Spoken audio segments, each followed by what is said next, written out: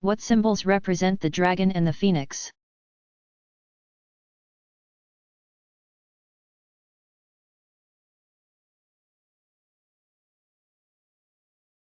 One of the most important symbolic pairs is that of the dragon and the phoenix.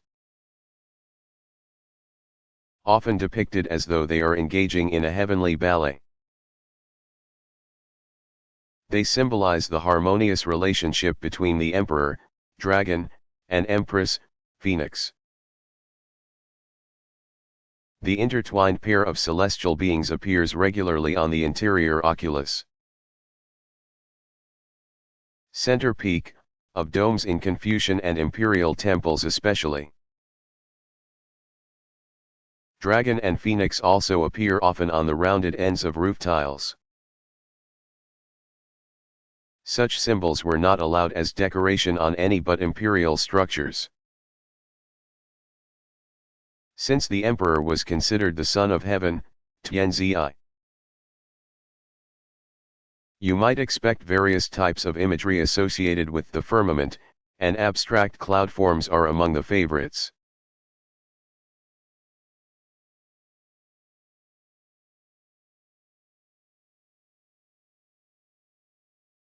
Is there a Shinto system of religious law?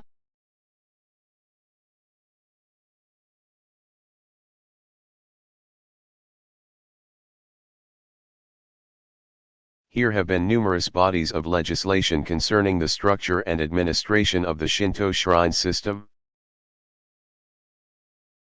and about governmental controls over the spread of religious organizations in Japan generally. Laws have decreed relationships between imperial rule and religion, and between Shinto and Buddhism, and others have stipulated conditions for religious liberty. But there has never been the kind of comprehensive codification of religious law that one finds in Islam's Sharia. Judaism's rabbinical law, or Roman Catholicism's canon law. Virtually everything related to the regulation of conduct in Shinto tradition has been integrated into an all-encompassing and very demanding, but mostly unwritten, code of ethics. People learn what is expected of them religiously through family and local community tradition.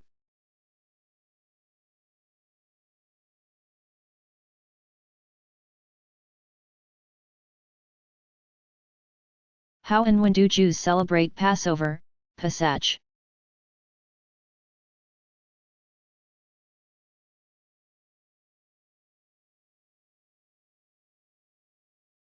Celebrated Nisan 15 to 22, a day longer outside of Israel, Passover, Pesach, is a spring festival commemorating God's deliverance of Israel from Egypt. The rebirth of nature recalls the birth of Israel as a people. Specifically, its imagery derives from the belief that God instructed the Israelites to mark their doorposts with the blood of the sacrificial lamb. When God sent an angel to strike dead the firstborn of all the Egyptians, the angel would pass over the houses of the Israelites. The biblical account appears in Exodus 11 to 12. During the observance of the Passover Seder. Order of service, participants recount the story in the Haggadah Shel Pesach. Celebrating with unleavened bread and wine. Participants begin by blessing the wine and washing their hands. They then dip a vegetable into salt water and eat it, recalling the Red Sea. They then break the second of 3 pieces of bread, matzah, and hide it for the children to search out later, in recollection of hunger and divine manna in the desert. After recounting the story of the Exodus, they drink a second cup of wine and wash their hands again.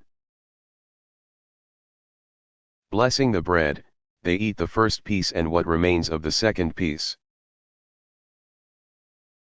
They eat some bitter herbs, recalling the suffering of the slaves in Egypt, then dip some herbs into charosette. A paste of spices, wine, mazah, and fruit, symbolizing the mortar the former slaves made for Pharaoh. The main meal is followed by eating the hidden part of the second mazah, and by a final blessing and a third cup of wine. The celebration closes with a psalm of praise and another cup of wine.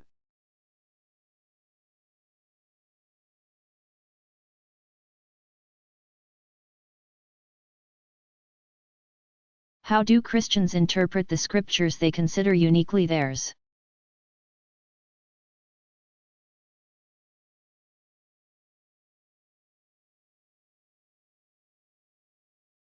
Christians believe the sacred texts collectively called the New Testament are divinely inspired, but composed by the human authors to whom tradition attributes them. Some take that a step further, insisting that divine inspiration consisted of a literal transmission from God through the author who communicated the message unaltered. As the previous question suggests, early Christian exegesis of the Hebrew Scriptures had already moved beyond merely literal interpretation. Though the literal meaning of the sacred text naturally remained the bedrock of exegesis, typological understandings of Jewish tradition soon developed into more specific varieties of figurative exegesis to be applied to the Greek as well as the Hebrew Scriptures. Within a few generations of the death of the last people who actually lived during the time of Jesus, Christian literature gives evidence of what would eventually develop into the four senses of Scripture. These four are the literal sense, historia, the symbolic or figurative meaning, allegoria, the moral or ethical implication, tropologia, and the eschatological parallels, that is, what the text suggests about the goal of human life, anagogia. A simple but useful rhyme helps keep the four levels of meaning straight: what our forebears did, history. Where our faith is hid, allegory, rules for daily life, tropology, where we end our strife, anagogy. A good example of how major early Christian interpreters applied the four senses might be the four rivers of paradise mentioned in Genesis 2:10-14. Their literal meaning is simply that of historical identity: the Pishon, Gihon, Tigris, and Euphrates rivers. On the figurative level, the rivers might symbolize the four Gospels, the divine revelation fanning out to all the world's four directions. In addition, one might understand these four streams as the four cardinal virtues: prudence, justice, fortitude, and temperance. And finally, the earthly rivers have their heavenly counterparts in the paradise awaiting true believers.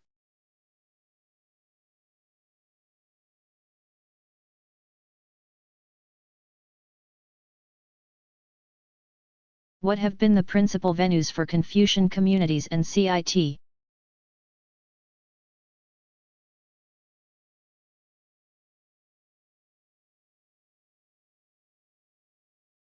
Three main kinds of sacred spaces have been at the center of activities. Several kinds of venue called memorial halls enshrine the spiritual presence of great literati, beginning with Confucius himself and his ancestors. These facilities go by the generic name Wenmiao, Temple of Literature/Culture. while those specifically dedicated to Confucius are often called Kong, or Kongzi, Miao. Until at least the middle of this century, Confucian temples enjoyed prestigious locations in nearly every Chinese city as well as many Korean and some Japanese cities. In most Confucian temples, one of the more important community functions has been that of a place of study. These temples tend to draw clientele from a wider area than do CCT temples, which function more like local parishes. Unlike Buddhist and CCT temples, Confucius temples do not hum with the ritual devotions of a steady stream of worshippers. There the ritual is more likely to be quiet academic work in the side rooms provided for that purpose. Once dedicated to the reading of the Confucian classics, these rooms now provide students whose homes are crowded and noisy a chance to concentrate on any academic subject. Second in importance and number are three different types of altars for the worship of agricultural deities. Natural powers of mountain and river, and ancestral spirits.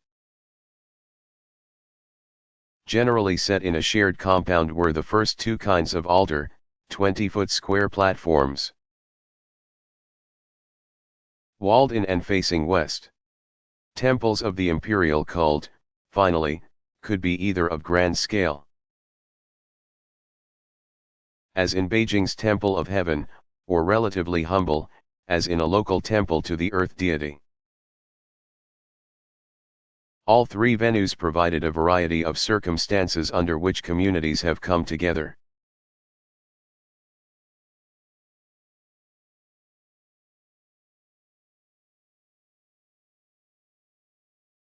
An important feature in this and other rituals is the emotion or feeling, such as dread or longing or joy. What were the religious sects in America in the 1970s?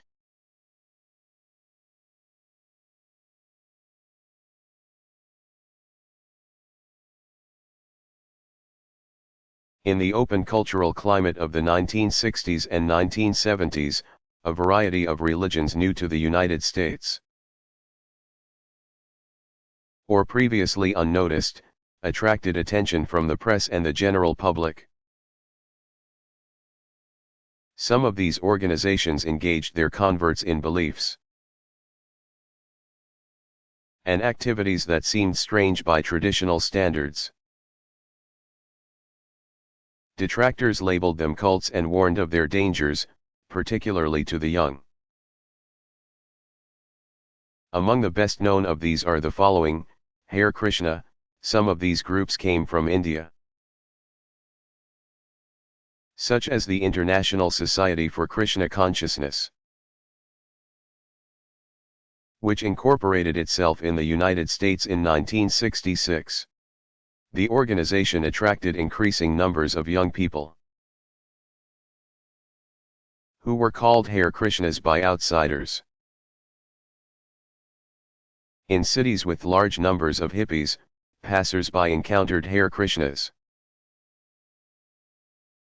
dressed in saffron robes with distinctive haircuts, performing on the streets.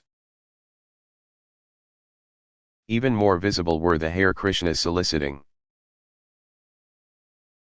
contributions in airport terminals and other public places. Another popular Indian guru was Maharishi Mahesh Yogi, of transcendental meditation. In the early 1970s, large numbers of people went to one of 350 training centers where they were given a personal mantra, a word they were to use for engaging in meditation. As it was sometimes called, attracted attention from physicians and psychologists investigating the psychic values of meditation. In 1974 the yogi bought Parsons College in Fairfield, Iowa, and renamed it Maharishi International University. When the yogi's followers began to claim that they could levitate and that their meditation could alter world affairs, the movement went into a decline. Moses David, a group that started as a Christian mission to young people in the California counterculture in the late 1960s, took on cult-like qualities when David Berg, the founder of Teens for Christ, began to see himself as the Messiah. He changed his name to Moses David. While the group's name changed several times, it was best known as the Children of God. Berg and his followers established communes on the West Coast and in Texas. Berg himself went to Great Britain, and his movement proselytized around the world. Moses communicated with his followers in letters, called the Mo letters, that spelled out the terms of his developing set of beliefs. In the course of a decade, over 900 of the Mo letters were published, delivering doctrines that departed increasingly from mainstream Christianity, that it fosters in the participants. Other rituals engage the imagination and intellect primarily, allowing participants to enter into another level of experience through meditation or contemplation, for example. Still, other rituals help believers connect in memory with persons now departed or with past formative spiritual experiences they want to recall.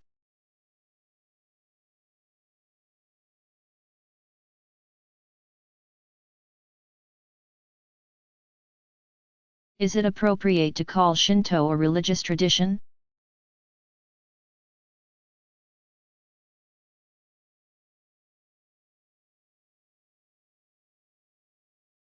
Religious studies scholars have increasingly come to appreciate the genuinely religious qualities of Shinto. Every now and then criticism still surfaces that Shinto is so much a part of ordinary Japanese life that it is really a set of cultural beliefs and practices rather than a religious tradition. Some critics base their conclusion on polls of the Japanese public that seem to suggest widespread apathy about religious issues. Decreasing numbers of people are willing to identify themselves as adherents of any religious tradition, including Shinto. Other critics note that even Japanese who do consider themselves active participants in a Shinto-based community are likely to claim that they are Buddhist as well.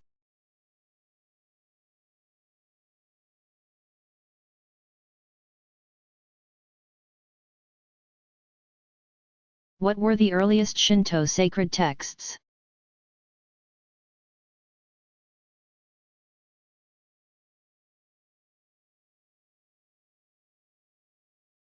Two 8th-century documents are Shinto's foundational texts.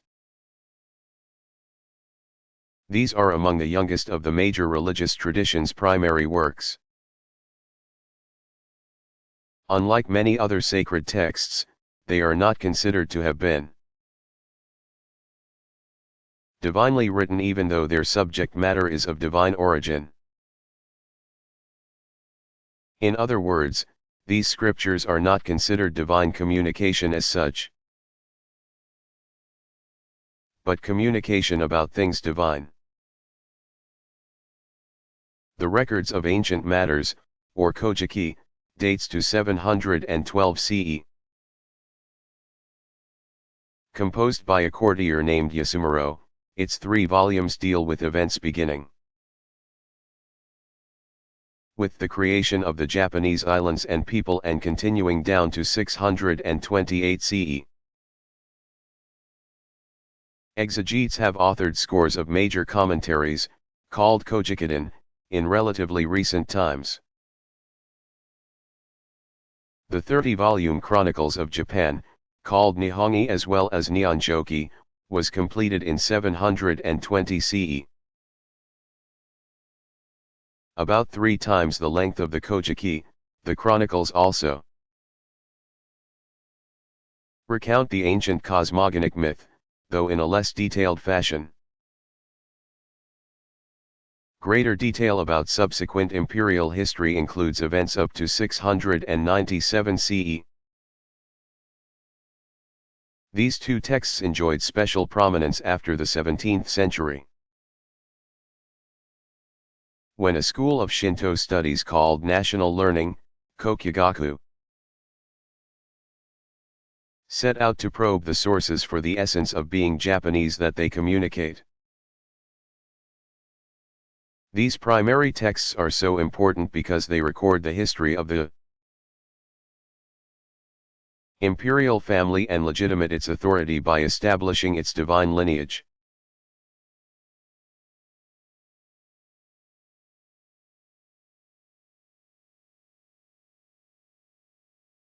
What is a prophet?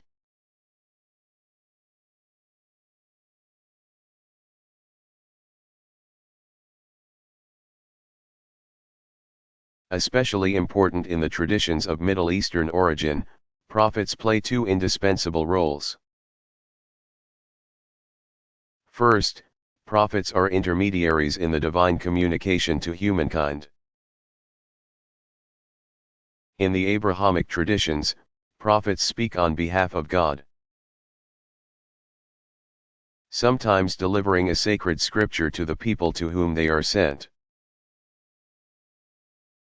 In this capacity, prophets appear often through history, whenever the divine revealer determines that the original message has been lost or has become so diluted as to need restatement. In addition, prophets function as critics of the ethical and religious status quo. They confront the powerful with a mandate to establish justice for all their subjects. They challenge the wealthy to account for their responsibilities in societies where the gap between the haves and the have-nots grows ever wider. They remind ordinary people of the need to render thanks to the divine source of life and giver of all gifts.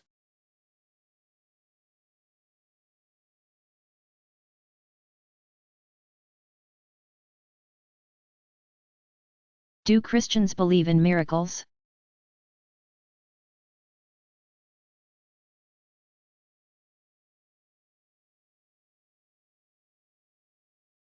Events that seem to defy scientific or common sense explanation have been part of Christian tradition since biblical times. The Gospel of John refers to 7 such marvels as signs of God's power and glory as manifested in Jesus,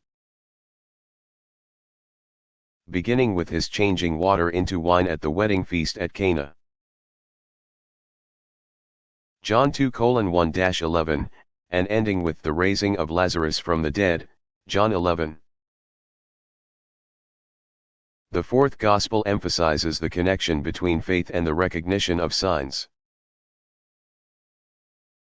At the end of his work, the evangelist refers to Jesus' post-resurrection appearances as signs as well,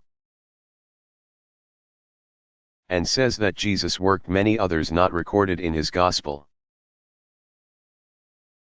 also that people might believe in the name of Jesus Christ, John 20:30-31. The other Gospels likewise use the language of signs so as to underscore two important aspects of miracles. First, miracles are in the mind of the believer. On numerous occasions Jesus performs a deed before large crowds. Some see the deed and believe, others see it and ask Jesus when he will work a real sign. Second, in the absence of faith on the part of those present. Jesus cannot or chooses not to effect his wondrous actions, Mark 6:5-6. In other words, miracles are not merely a gimmick for changing people's minds. Post-biblical Christian tradition has attributed numerous miraculous deeds to the mediation of holy persons as well as to direct divine intervention. Most common are reports of healings and apparitions, but accounts of paranormal events such as levitation or bleeding wounds on hands and feet, known as stigmata, are also well known.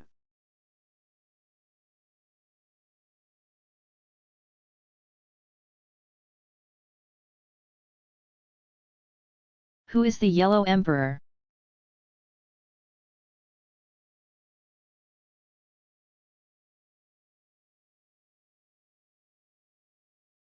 Ancient Chinese lore tells of 5 August emperors whose reigns date back to before 2500 BCE.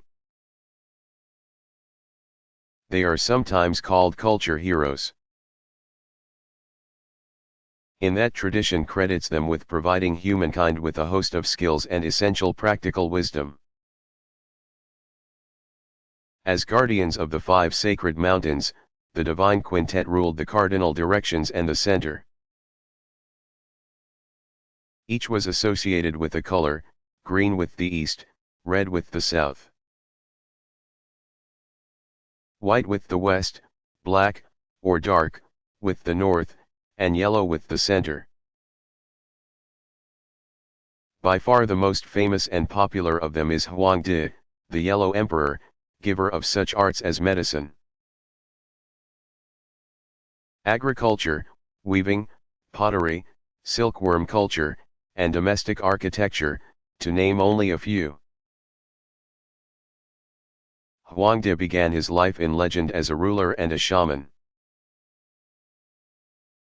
whose magical powers allowed him to confront all manner of evil.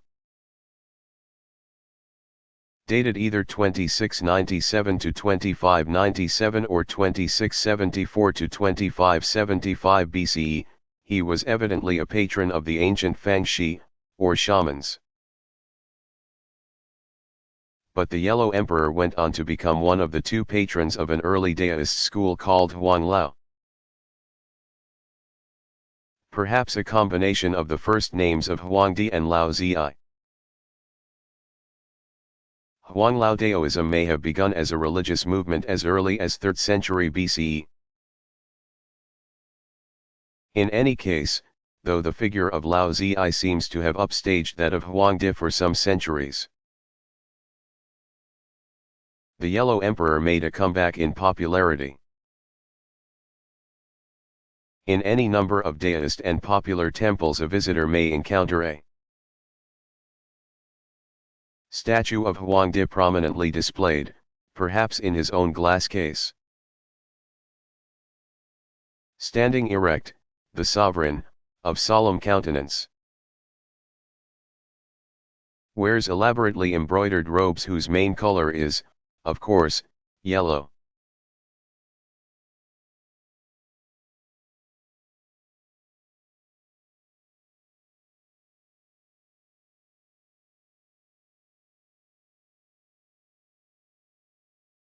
What's the difference between an amulet and a talisman?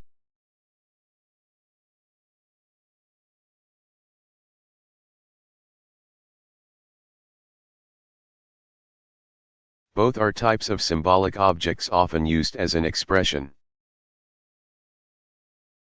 of popular beliefs that have acquired religious associations. They help their owners manage different kinds of spiritual power. Amulets protect a person from negative or malevolent forces, and talismans in effect attract positive energies. Believers in many traditions carry objects of this kind on their persons or affix them to their homes or vehicles. Four-leaf clovers and rabbit's feet are common non-religious talismans that promise good fortune. And images of a large eye are popular examples of non-religious amulets designed to protect the bearer from the evil eye. Explicitly religious talismans use sacred texts or images, as when Catholics bury a statue of St. Joseph in the front yard in hopes of selling their house quickly. The Jewish mezuzah and Christian scapular medals are examples of objects that can have properties of both amulet and talisman. Both types of symbolism are of interest for the study of religion because they offer greater understanding of how religious belief and culturally inspired custom often reinforce each other.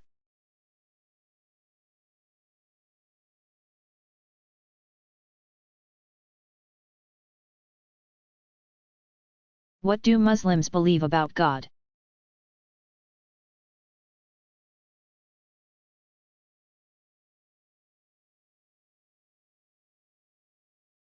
God is one, transcendent, and wholly unlike anything in ordinary human experience. But such a bare-bones description of ultimate reality leaves little for the human heart to grasp. Muslim tradition speaks of God most of all through the 99 beautiful names. Compassionate and merciful are by far the most important of these. They occur in the phrase "in the name of God, the compassionate." The merciful, with which all but one of the surahs of the Quran begin. Whatever devout Muslims do, they dedicate with that phrase. God's names include about equally those that suggest divine power and majesty, Jalal, pronounced Jalaal, and those that speak of his beauty and infinite attractiveness, Jamal, pronounced Jamal. God both brings to life and causes to die, gives freely and calls all creation to account. Non-Muslims often have the mistaken impression that the Islamic God is most of all a fearsome, even despotic, power before whom all must cower and cringe. To the contrary, while Muslims are ever aware of God's uncontested sovereignty and dominion over all things, they believe as well that, as the Quran teaches,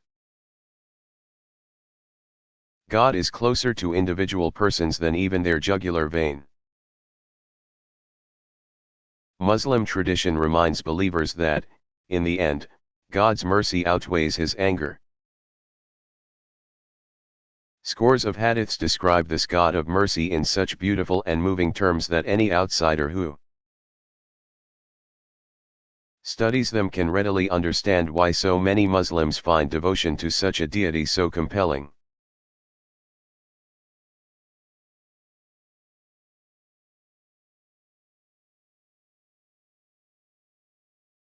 What is meant by the term covenant?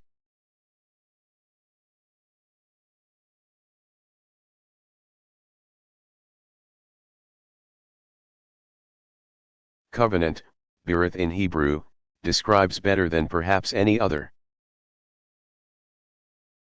single notion the essential quality of God's relationship to humankind. Discussion of divine initiatives that result in the sealing of a covenantal bond appears early in the Torah and continues through the prophetic books. Covenants were a crucial social cement in many ancient Near Eastern societies, including Israel.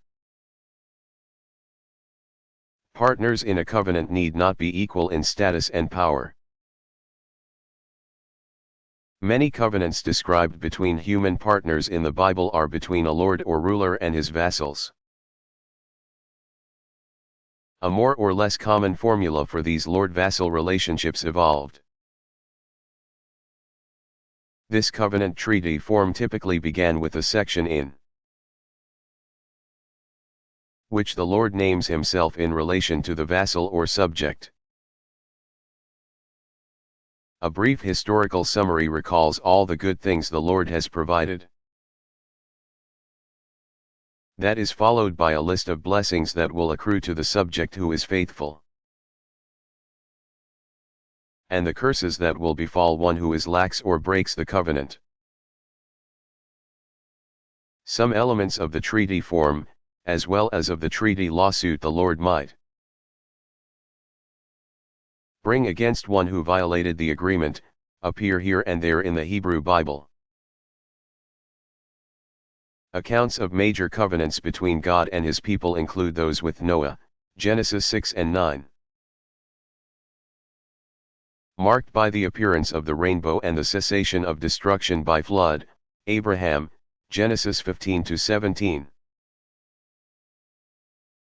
Sealed by the sign of circumcision, and Moses at Sinai, Exodus 19 to 24, embodied in the revealed law. At various points in the historical and prophetic books we hear of covenant renewals. A leader, such as Joshua, calls the people to account for their past behavior, and challenges them to reaffirm their allegiance to God, the sovereign. Joshua 24 is a fascinating example of how some elements of the ancient treaty formula apparently survived in the practice of Israel. King David's rule is also marked by a covenant renewal led by the court prophet Nathan, 2 Samuel 7. Prophets, such as Jeremiah, spiritualize the notion of covenant, saying that God wishes to inscribe the special relationship on the tablets of their hearts, Jeremiah 33.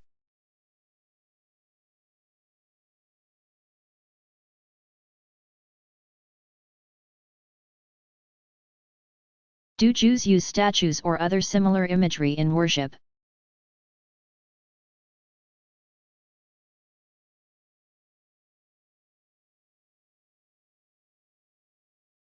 Along with Islam, Judaism has traditionally avoided three-dimensional figural art altogether in its ritual life. The prohibition against setting up any graven images that is part of the Decalogue may have arisen as a way of establishing a clear distinction between Israel and its pagan neighbors, whose polytheistic beliefs were so vividly portrayed in the images they seemed to worship. The need to prevent believers from backsliding into pagan cultic practices was so strong that the prohibition of representational images in three dimensions was virtually absolute. There are minor exceptions. Some smaller ritual objects, such as Torah shields, depict human beings and animals in high relief. Surprisingly, some of these images even include sacred figures like Moses and Abraham. But these are extremely rare. A number of prominent sculptors have been Jewish, but they have typically not produced their work for explicitly ritual settings, even when the subject matter is expressly religious. Ancient mural and mosaic arts, as well as more recent, especially medieval, manuscript art, are another story. Illuminated texts, even some of the Bible, contain figural images of human beings and animals. But these are generally not done in very realistic fashion.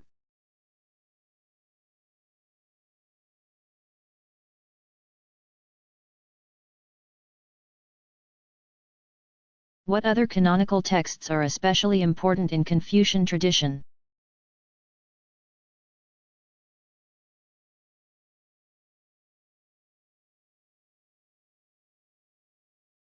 A second collection called the Four Books, Sushu, consists of very ancient texts eventually brought together during the Song dynasty, 960-1279 CE. Most famous of the four is a work commonly called the Analects, Lunyu, a compilation of Confucius sayings and dialogues edited by second-generation disciples around 400 BCE. The Great Learning, De Shui, is a chapter excerpted from the Classic of Rites. Singled out now as a separate book because of its centrality to Confucian thought. Dating to about 350 BCE, this work is probably the single most important statement of Confucian views on the cultivation of the ideal human being, or superior person, essential to a harmonious society. Another excerpt from the Classic of Rites is now regarded as a separate book called The Doctrine of the Mean. Zhonyang, traditionally attributed to Confucius' grandson Zhuosu. Its theme is the harmonious development of human nature by means of right action, and the principle of reciprocity as manifest in the five fundamental relationships. Finally, the Mengzi includes the largely ethical and political teachings of Mengzi c. 372 to 289 BCE, commonly known as Mencius. He was one of the foundational figures in the interpretation of the classic literati themes expounded by Confucius. The book's 7 sections emphasize the need for vigilance in cultivating virtue, with the ultimate goal of living in harmony with the will, or mandate, of heaven. By about 1200 CE, the complete literati canon of texts included not only the 5 classics and the 4 books, but 4 other works considered to contain the essentials of Confucian and literati views on all things under heaven.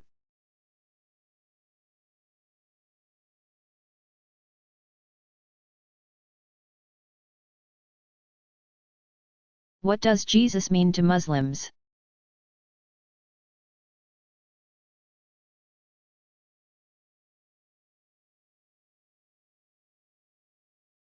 Jesus is the last of the prophet messengers before Muhammad.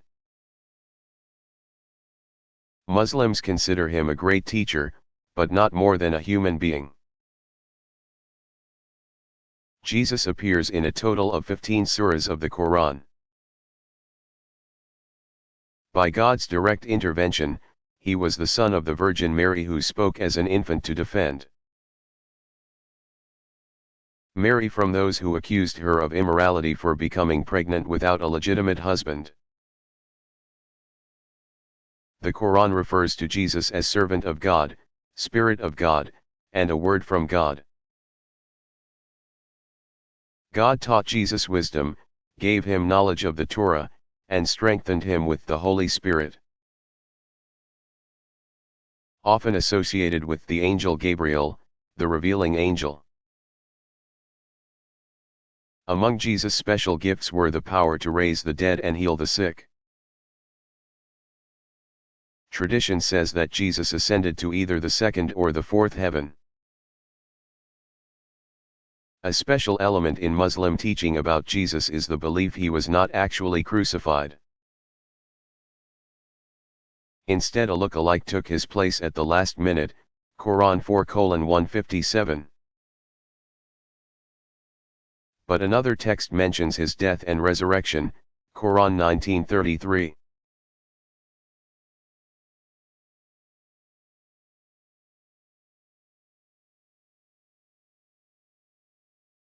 What are the major types of Daoist religious observance?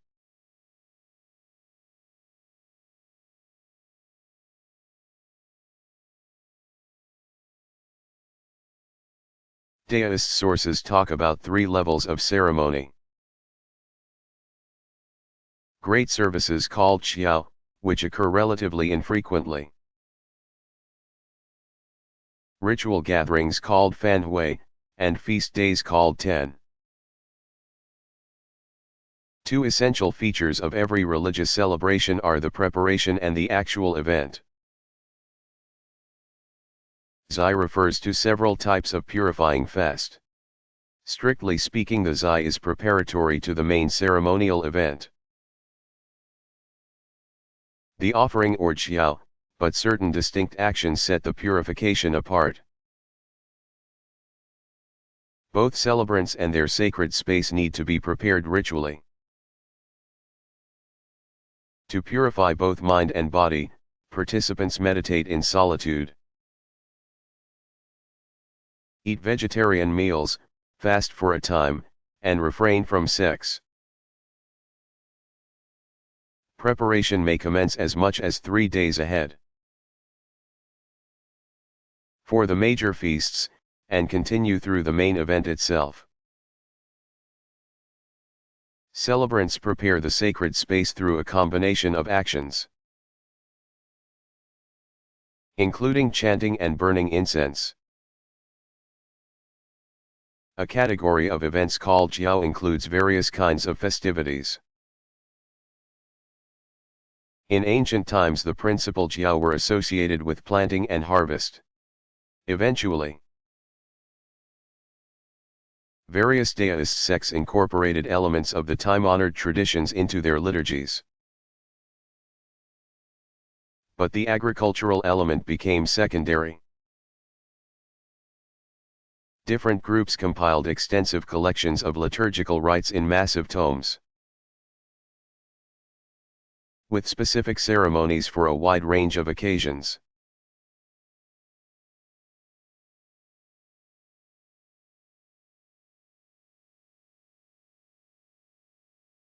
What was the genesis of Rabbinical Judaism?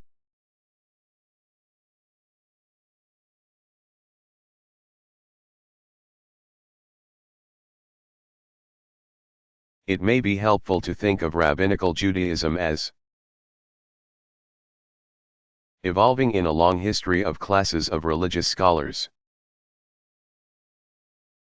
The earliest were the Sopharim, or scribes, scholars of the Second Temple period. 400 to 200 BCE, who emerged with Ezra's attempts to restore Torah to the center of Jewish life. From 200 BCE 30 CE, the period of the 5 pairs of teachers, or Zugot, ended with Hillel and Shammai. A school called the Tanaim, repeaters, 30 to 200, lay the foundations of the Mishnah. That would become the first major written systematization of oral Torah. They also initiated a branch of oral Torah commentary called the Tosefta. Additions, collections of statements of Tanaim not found in the Mishnah, called Birato, meaning outside, arranged according to Mishnaic order. From 200 to 500, the Amoraim, spokesmen, interpreters, communicated lessons of the great rabbis to pupils and later scholars who taught in Babylon. Iraq, in rabbinical academies established after the Babylonian exile. Their work eventually comprised the Gemara, completion, of the Jerusalem Talmud, completed around 390. From 500 to about 589 a class called the Savraim, reflectors, completed the writing of the Babylonian Talmud but left no independent work. The Janim, eminences, heads of the academies of Sura and Pumbedita in Iraq, dominated Jewish scholarship from about 589 to 1000, providing their answers to queries on the Torah from all over the diaspora in a body of literature called responsa, responses. From 1000 to 1400, the Mefarshim and Posachim elaborated on the practical implications of halakha, rules and regulations, and the Tosafists, those who added on, produced collections of comments on Talmud arranged according to the order of the Talmud sections or tractates. They based their writings on comments of earlier authorities, especially the 12th to 14th century school of Rashi in Germany and France. This ongoing layering of tradition turns out to be the complex and multifaceted foundation of what we know as Rabbinical Judaism.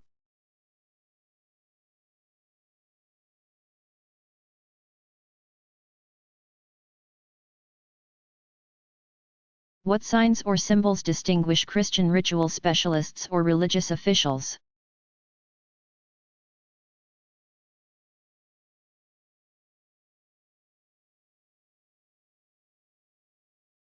A number of Christian communities expect their officials to wear distinctive clothing in public.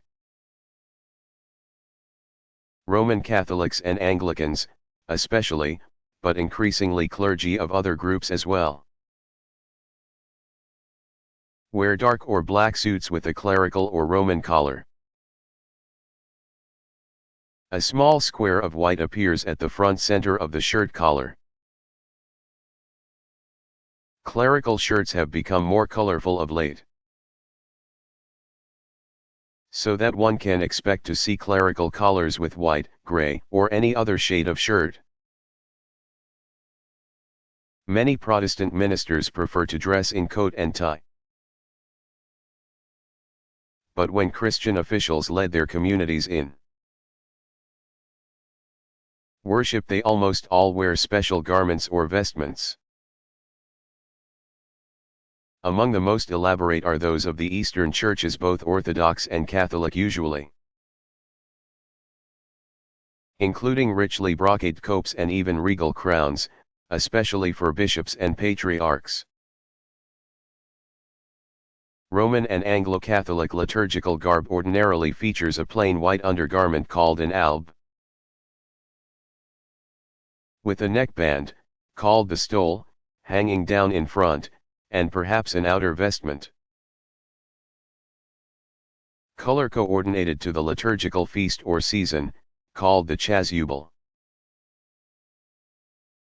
Ministers in some denominations wear an academic-style robe to preach and lead worship. Ethnically based Christian communities often supplement their ritual garb with distinctive colors or items of clothing, such as headgear or sashes.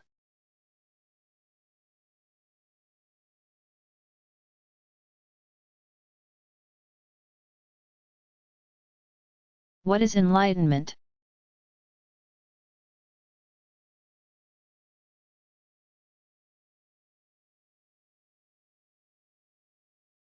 In Buddhist tradition, the term enlightenment means the simple,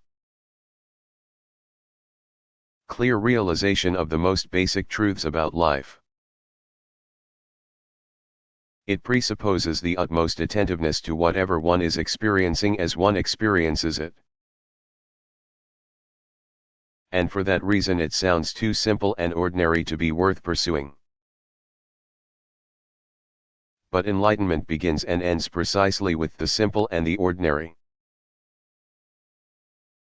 It is the realization that the headlong pursuit of pleasure, hedonism, and the dogged avoidance of pleasure, extreme asceticism, both yield the same results, suffering. Hope fuels the one, fear the other. Both are a flight from the real as it confronts every individual in the here and now. Enlightenment means grasping the fundamental realities summed up in Buddhism's Four Noble Truths. First, life is difficult. Look around. as the four passing sights taught Siddhartha. The human condition includes some hard inescapable realities. This first truth is not as pessimistic as it might sound. It is the ultimate in realism. If human beings had the power to change the basic realities we experience, we would have done so long ago. But we can change the ways we respond to experience. Second, all that hardship and suffering comes from inappropriate attachment or grasping. Whatever I must either have or avoid will finally make me suffer. If I get what I want, it will soon disappoint. If I manage to avoid for a time what I fear most, something else will soon replace it. There is a solution in the third truth: to avoid suffering, avoid inappropriate craving. Under ordinary circumstances, no human being can stop craving altogether. The Buddha nearly killed himself with austerities before he realized the futility of such an approach.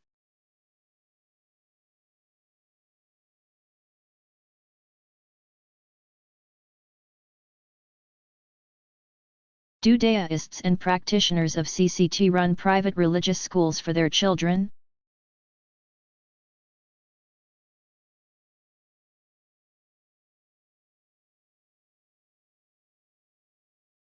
People born into Chinese families with a long history of associations with Daoism or CCT, or both, grow up hearing about traditional beliefs. They participate, practically from infancy, in family home, and perhaps also temple rituals, and almost certainly learn the ways of ancestor veneration. There has been no need, generally,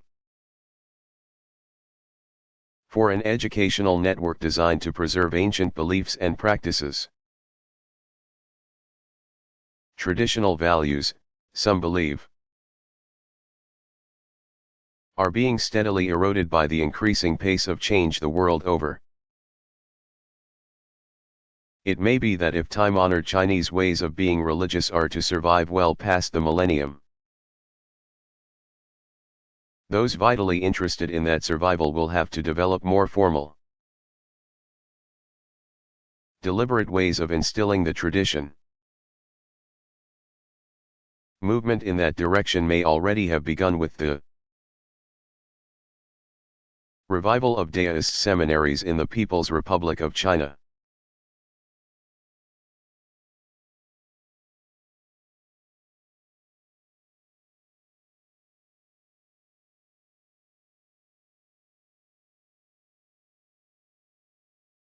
Has pilgrimage ever figured prominently in Jewish practice?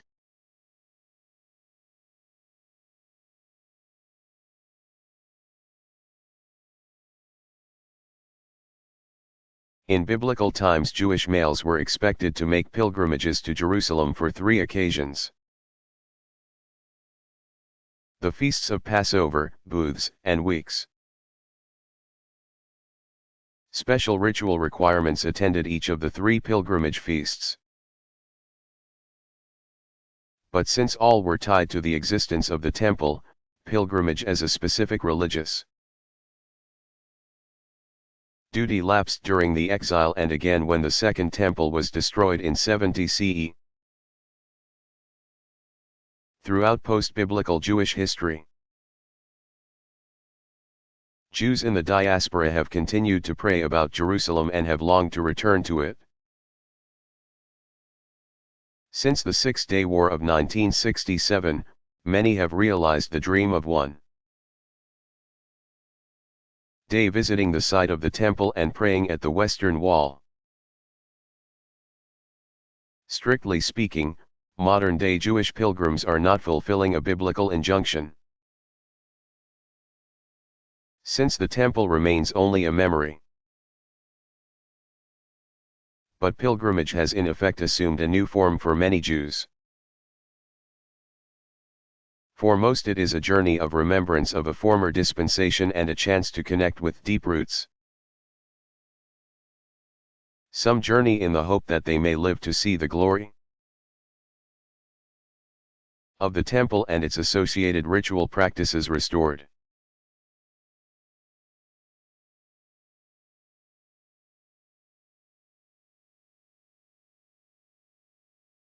What about dance?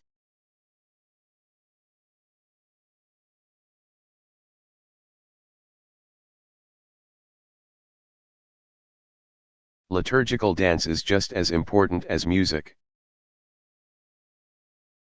During the festival of cosmic renewal, for example, the principal ritual specialist performs a dance of shamanic origin called the Steps of You. The dancer traces the outline of the Big Dipper to commune with the god of the pole star. He ascends symbolically into the heavens to visit the three pure ones. Some dances engage the assembled community of worshippers, as when all gathered celebrate the new light by circumambulating the altar. Another dance functions as an offertory procession in which worshippers bring offerings to the ritual leaders who in turn present them to the gods.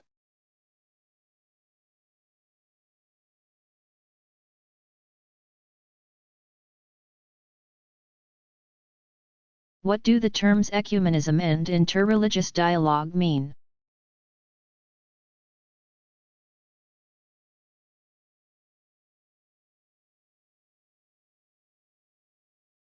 Ecumenism includes all the ways in which members of the many Christian churches and denominations have sought to come together in dialogue for mutual understanding. It does not necessarily envision any eventual unification, though that has happened in some instances. Interreligious dialogue refers to the wider arena of direct attempts by members and administrations of the larger faith traditions to come together in hopes of deeper appreciation of their common interests as well as of the issues that divide them. So, for example, there are Muslim Christian, Buddhist Christian, and other organizations to promote dialogue. Attempts at interreligious dialogue are gradually developing independent institutions, such as the Elijah School in Jerusalem, which focus on the notion that all the world's traditions have great treasures of wisdom to share with each other. Many people fear dialogue because they think it implies the eventual loss of diversity. People being what they are, there is little danger of that. Pluralism is an obvious fact of life. Mutual understanding is no longer a luxury but an absolute prerequisite for peace in the world.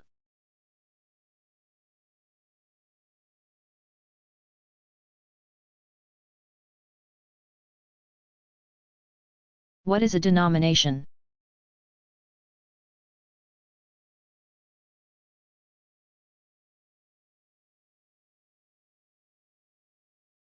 The term denomination came into common use in religious studies in reference to the various Christian churches that came into being during the Protestant Reformation. But we can also make appropriate use of the term in reference to developments in other traditions.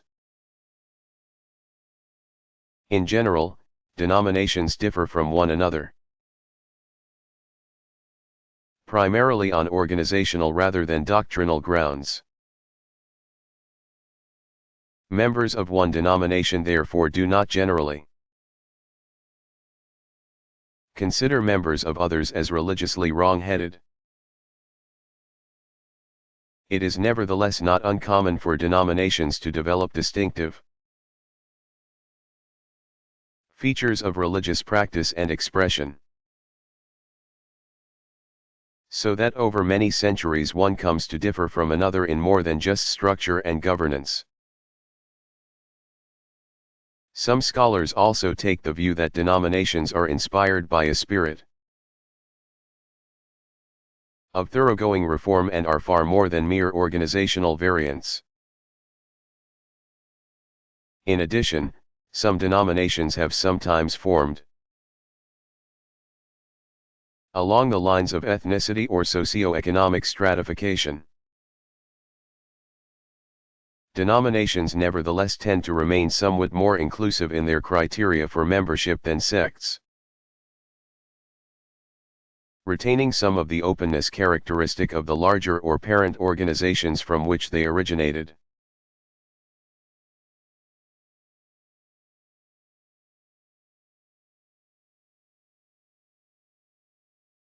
Was Buddhism ever identified with any political regimes?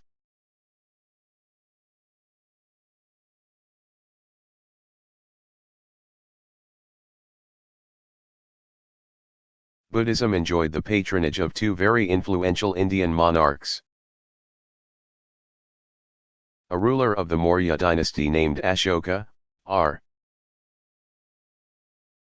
270 to 230 BCE, is credited with for the first dramatic expansion of Buddhism across much of India. He declared Buddhism the state creed and sent missionaries westward through present-day Afghanistan and south to Sri Lanka. Not until nearly 4 centuries later did Buddhism again profit from formal political support. A king of the Kushan dynasty named Kanishka, r. 120 to 162 CE, picked up where Ashoka had left off. In fact, Kanishka may have learned of Buddhism in his native land to the northwest of India as a result of Ashoka's earlier missionary endeavors.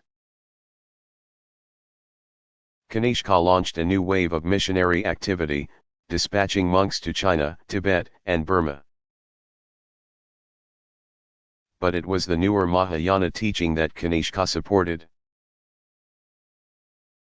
Only one other important Indian regime would give Buddhism the official seal of approval. From its capital in Bengal to the northeast, the Pala dynasty, 750-1150, supported a brand of Mahayana teaching that retained esoteric elements from Hinduism. Before the last of the Palas died, Buddhism would be nearly defunct in India. Outside of India, several Buddhist dynasties helped to establish the tradition in Southeast Asia. On Indonesia's central island, Java, the Shalandras, 778 to 864, professed a type of Mahayana teaching. Meanwhile, Buddhist monarchs helped the tradition take root in Tibet.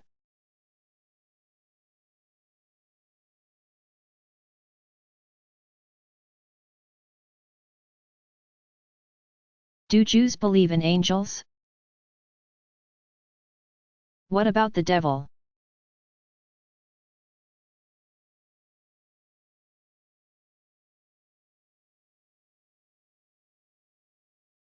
A number of important biblical narratives seem to describe encounters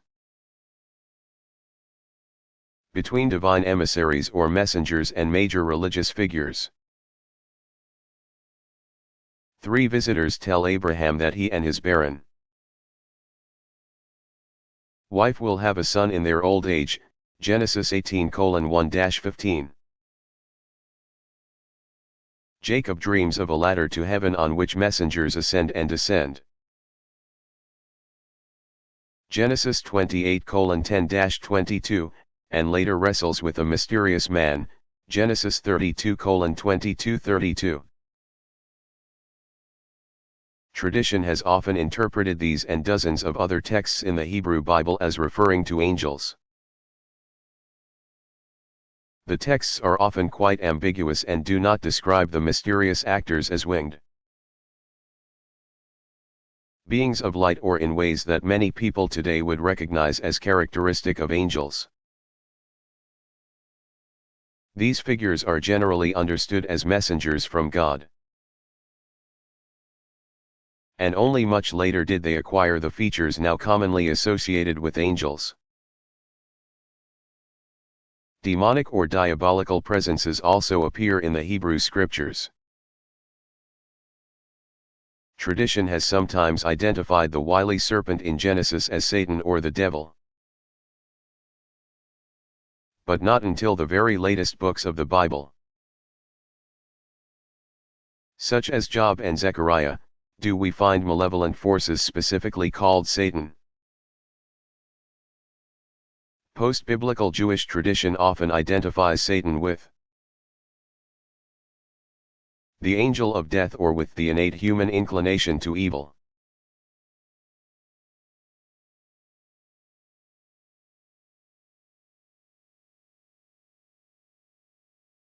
Who are the 8 immortals?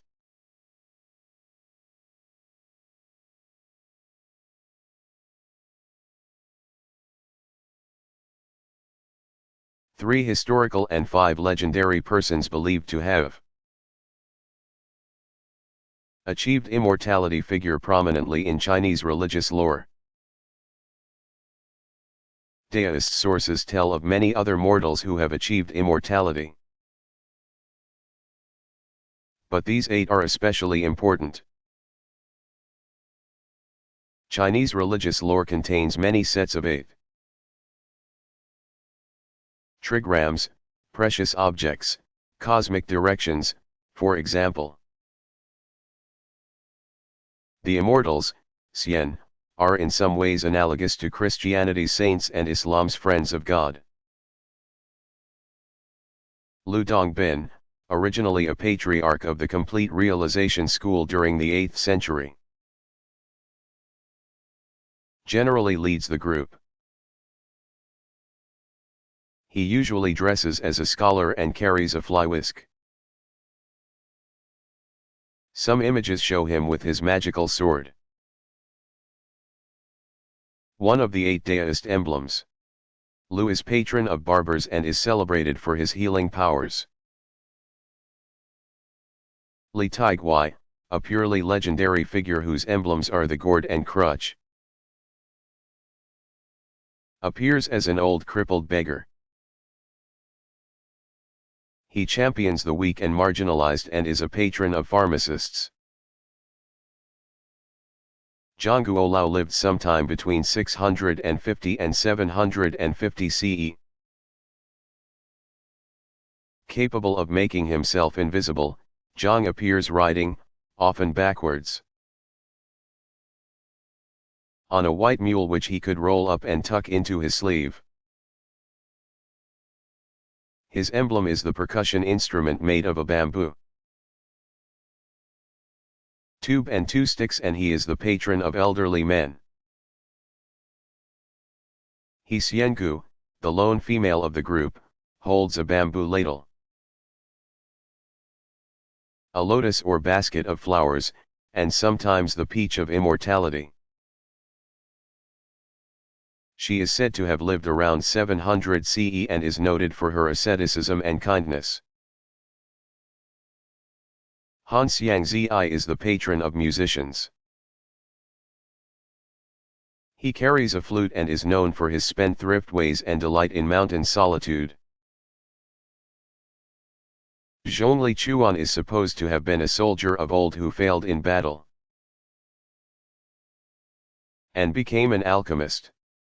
Apparently once a historical figure. The aging and portly fellow eventually ascended to heaven on a stork and now carries a fan. Lan Cai is a strange figure among strange figures. With 1 foot bare and 1 shod, sometimes appearing as a woman, sometimes as a boy. He carries a basket of flowers and is patron of florists. Cao Guoju, patron of actors, carries a pair of castanets or, alternatively, a jade court tablet that was his entry pass and from which the image of castanets may have developed. Tradition makes this eighth immortal the brother of a Song dynasty empress and dresses him in royal finery. The whole octet are still widely popular and sought out for their magical powers.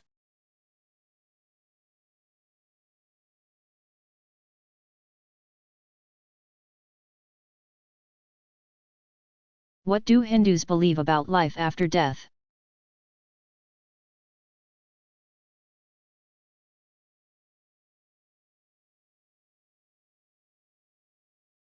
At the heart of Hindu belief about the nature of human life is a notion called metempsychosis, also called reincarnation or transmigration of soul. Life is an infinite continuum punctuated by episodes of embodiment. Death is therefore the opposite of birth, not of life. One can escape the cycle of birth and death by liberating the soul, freeing the self from all attachments. According to the law of karma, human beings always get what they wish for in spades. If my every effort in this life is the selfish acquisition of wealth or power or pleasure, chances are I will die wanting more. Unsatisfied desire is a form of energy so potent that it keeps the self ensnared in the bonds of attachment that ensure the soul will experience yet another embodiment in some form or another. Hindus call this potentially endless cycle of rebirth samsara.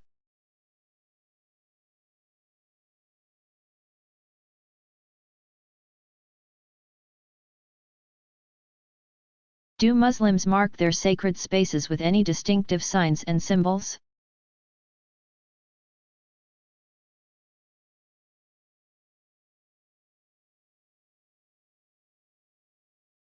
Drive by the mosque nearest you. There is probably one not very far away and you are likely to notice two distinctive features. Attached to, or alongside, the building you will see one or perhaps two slender towers called minarets. Originally designed to provide maximum broadcast of the call to prayer, the minaret eventually became a visual symbol of Islamic presence. Most structures designed as mosques feature a dome of some sort, typically spanning the central interior space called the prayer hall. Many synagogues and Eastern Christian churches also use central domes, but generally do not have towers that one might mistake for minarets. Atop some minarets and domes you will find a finial in the shape of a crescent moon encircling a single star. Some communities choose to have their mosques reflect architecturally a particular national or regional heritage. They might hire, for example, an Egyptian architect to design in a neoclassical Egyptian style, as with the National Mosque in Washington, D.C. Or they might choose to incorporate into the design some visual allusion to a particularly important mosque, the way the new Islamic Center of Cleveland aligns a large central and a smaller secondary dome, recalling the Dome of the Rock and Al-Aqsa Mosque in Jerusalem. Interior decorations typically feature elegant calligraphic texts, either painted or carved in marble or other stone, of the names Allah and Muhammad, and of the Shahada and Basmala, and possibly of any number of the 99 beautiful names of God. Calligraphic decoration often appears around the drum of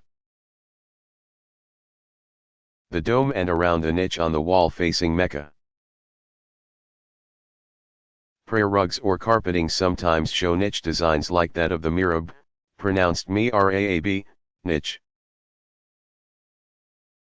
And somewhere in the mosque there will more than likely be a large picture of the sanctuary of the Kaaba in Mecca. And possibly also of the Prophet's mosque in Medina.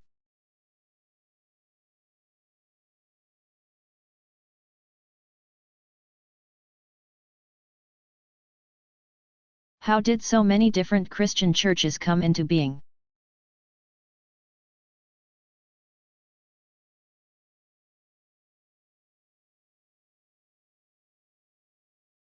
Three major points of division mark the history of Christianity. And nearly all of the tradition's diverse branches derive from those critical events. Intense controversy over the theological identity of Jesus culminated in the Council of Chalcedon. In present-day Turkey, in 451. Decrees of the Council taught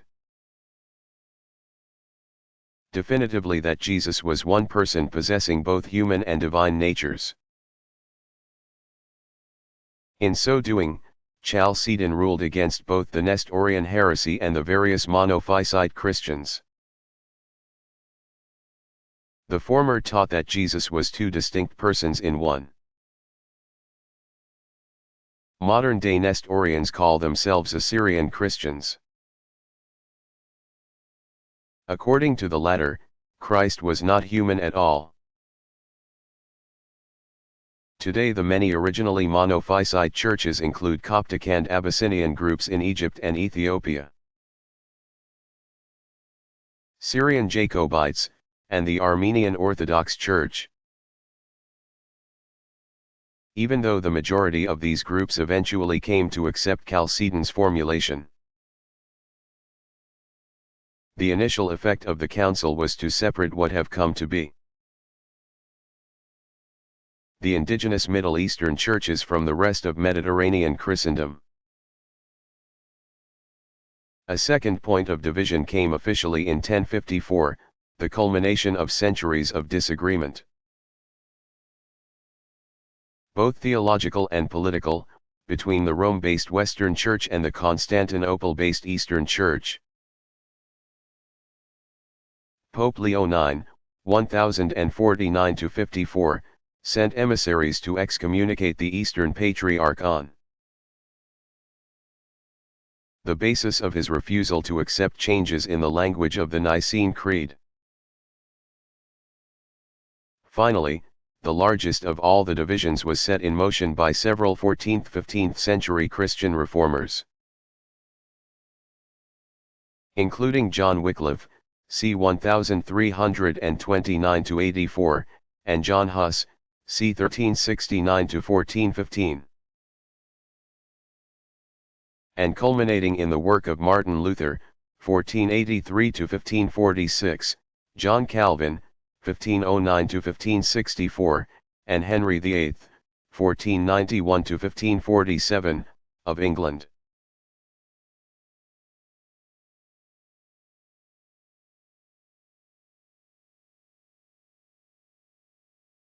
Where and how do religious traditions employ signs and symbols?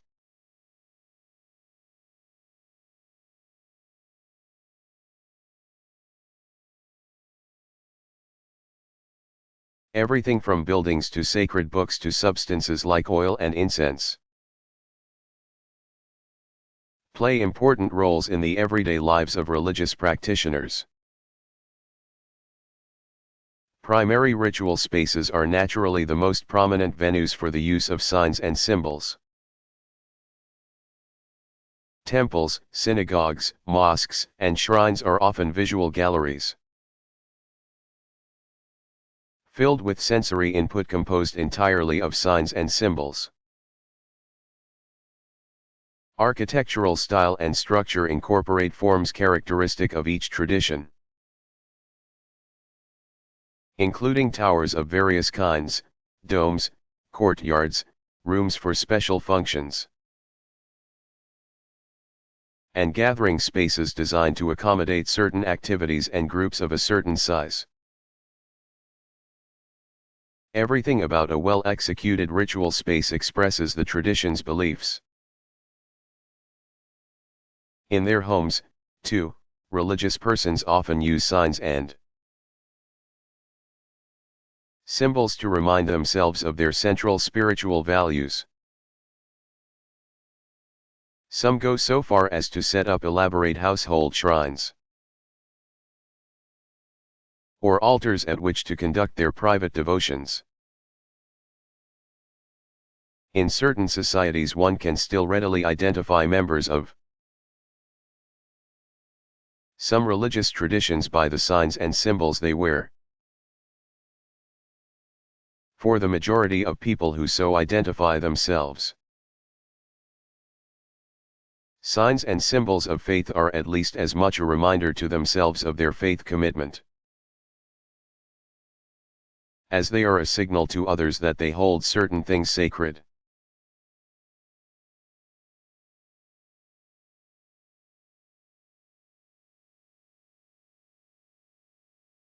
Does the sport of sumo wrestling have any Shinto connections?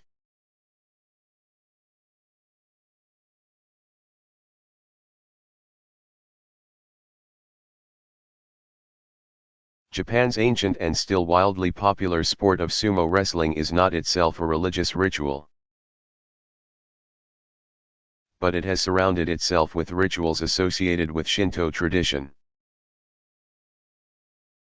Once, these matches occurred on shrine grounds as part of the larger category of activities called divine entertainment. Today the bigger matches take place in specially decked out arenas and are scheduled in fortnightly tournaments at set times of the year. Action occurs under a shrine-like roof suspended high above the floor.